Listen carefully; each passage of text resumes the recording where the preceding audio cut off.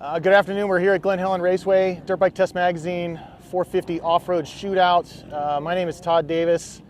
I am a 52-year-old expert level GP racer here on the West Coast.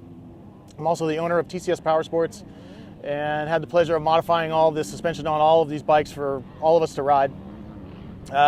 This has been quite the journey. It took us from stock bikes early in the year to we built everything, or had spring rates and stuff for 165 pound day, which will play out here soon. And now today is old fat guy day. So 210 pounds plus. The bikes are tailored basically for me. I'm a 210 pound guy. It's pretty interesting taking the bikes from stock. My rankings personally, I had the KTM first, big shocker. It's my personal bike. I know it's a big shocker, but I did like that bike the best. It's really kind of dialed in for me. I spent about $1 million on parts on the thing, getting it to this point. But all of the various things they pointed it in the direction that I wanted to go. It was received very well today. Everybody seemed to like it. One of my favorite parts about the bike is the engine character at this point, and in combination with the Recluse clutch, it's just ridiculously easy to ride in virtually any condition. It's not like it's slow and easy to ride. Like, you can take it up in the hills and it's easy to ride. You can take it on motocross track, it has plenty of power. It has a lot of power, but it's delivered in a way that is very friendly and easy to use. It's a third gear bike, if you kind of know what that means. Any of the tracks here, I can do the entire track in third and fourth gear. I turn it into basically a 2-speed. Chassis character is one of the biggest things that I fought with on this bike. It's very rigid. And I think it's a well-known thing with the new chassis. Even if you look closely at the national motocross bikes of like Plessinger and Cooper when he was still on the team, they're running engine mounts, and they went back to like stock forks and stuff like that just to soften everything up, and that kind of tells the tale.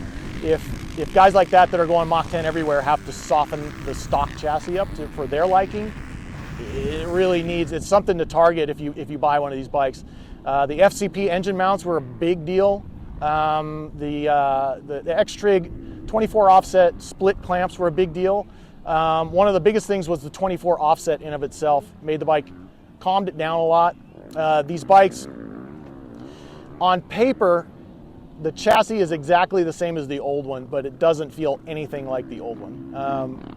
The rigidity and what they did to the frame really makes it kind of finicky, and pulling a lot of that out of it with the engine mounts and triple clamps, floating axle blocks, which is something that we did as well, which sounds like it wouldn't do anything, but is actually very effective. We changed the swing arm pivot torque, and then obviously suspension changes. There's a KYB, Technical Touch KYB kit fork on it currently. It's not a kit fork, it's a stock tubes with the internals put in it, which is a great kit, but I put it on there primarily for testing, just to have good settings for the bike for my customers that want to go that route. I personally am a big fan of the air fork and had great success with it on this bike, and it's one of those modifications where it's kind of user-centric, I'll say. If you just have a propensity to really like a spring fork and you like that feel and you can't wrap your mind around an air fork, there's several options there with the 6500 kit and this kit. Even just a standard spring conversion, staying with the standard damping cartridge is a good deal. Me personally, I rode with the air forks for so long, I actually prefer them. I like the tunability, I like the lightweight feel on the front, and it's literally like a $200 mod to make them exactly how you want them, with the valving and things like that. The FMF system that we put on there is a full stainless system. If you were on a budget and you wanted to pump up your bottom and mid-range just a little, but you didn't want to buy the whole pipe, just buy the head pipe. It was pretty amazing how good that head pipe was. It's not like the silencer didn't add to the system as well, but the head pipe by itself with the stock silencer was excellent. Really pumped it up, and to be clear, the stock engine for me in MAP 2 with the stock pipe and everything is very, very good. Second place for me is the Honda, which I had ranked first in our initial testing with the stock bikes. the Honda just fits, and ergonomically for me and my level of age and decrepitude, if a bike doesn't fit me right, if the ergos are wrong and the foot pegs feel too high and that type of thing, I have a really hard time getting along with it.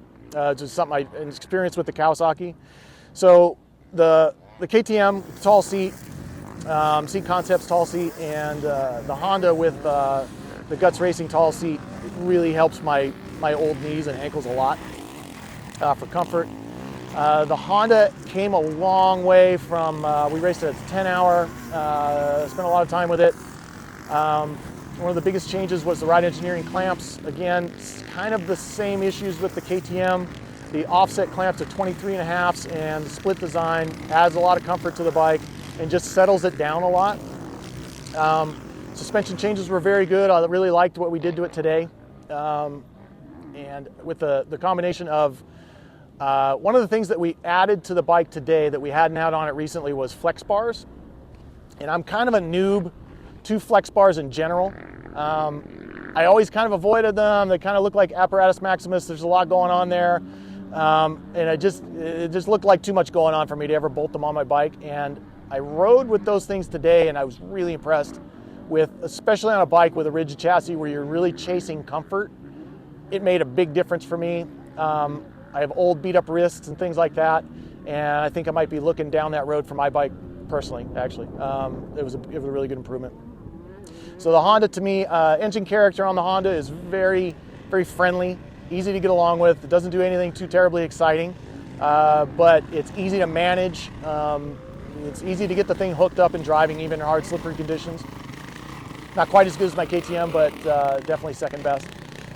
In third, I have the Yamaha, which chassis-wise, it has the most compliant, versatile chassis out of all of the bikes, in my opinion. It's just, and this is kind of a Yamaha thing, they feel quirky to me, and it's hard for me to wrap my mind around all the weird noises that the bike makes, and it sounds strange, but a lot of engine noise and things that I'm just not used to. Comfort-wise, really hard to beat that bike. And keep in mind too, like all the settings that we have in here, there's two bikes that are very Trevor-centric, and two bikes that aren't, right? So the two bikes that aren't are my bike, obviously, and the Honda, which is tailored more towards like myself. The Yamaha and the Kawi are basically Trevor settings with stiffer springs on them even for today, and it kind of plays out like that. Trevor's really fast, he likes a stiff bike, and they play out like that. Like the bikes work really good. I am just not nearly aggressive enough to make, especially the Kawasaki, work for me, which is in last. I had a rough time with the Kawasaki today. Really abrupt motor, which we fixed with the map later where I was able to ride it better. The chassis is just kind of unbalanced, it feels low in the back. Fork's really stiff. But again, all of this stuff can be altered. And it looks like we're going to have a new bike for Brent coming up possibly that we'll be able to kind of take from stock and take it in a little bit of another direction, which will be really interesting. The Yamaha is probably the most intriguing bike for me, I think. I think if you ride desert or strictly off-road stuff, that chassis to me has the most potential and ease of use. So you're not going to have to buy a bunch of chassis parts to get it comfortable. Comfort isn't an issue on that bike. You're really dealing with balance and kind of some of the quirky handling characteristics, which is just like shock length and geometry stuff. But everything that you need on that bike is already on it. Like you don't really have to go crazy chasing comfort.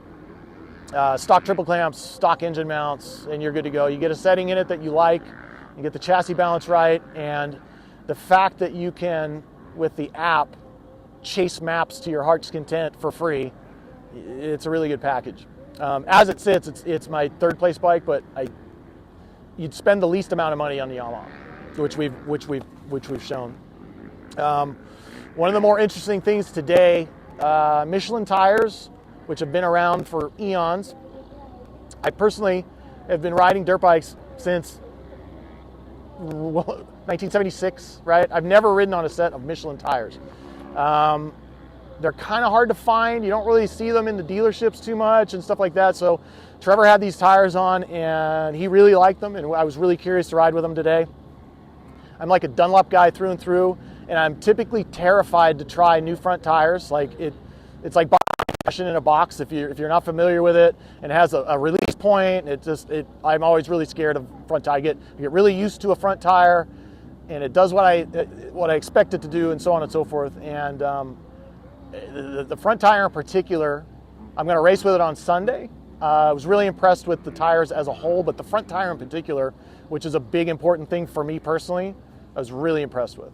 In the worst possible traction conditions that you can imagine on the ridge lines, it was really predictable and good. And nothing is great up there, but it didn't do anything where I felt terrified for my life, which is always good.